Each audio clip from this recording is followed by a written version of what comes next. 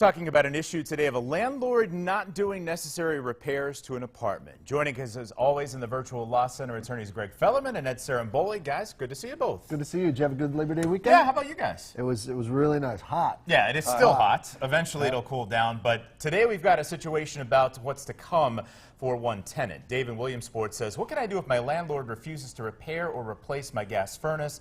I have a special needs child I'm living with, and I'm worried that fall is coming up. So what can Dave do about the situation with the furnace? Well, speaking of heat, this is a great question. One of the things that you could do is you could make the repairs yourself or replacement yourself, and then withhold whatever the amount of money was from your rent moving forward. Or you can, whatever the amount of money is for the furnace. I mean, you got to get it fixed. I mean, if the landlord's not going to do it, you're going to have to take the appropriate steps to do that, and then put the money into an account and withhold it, from the rent.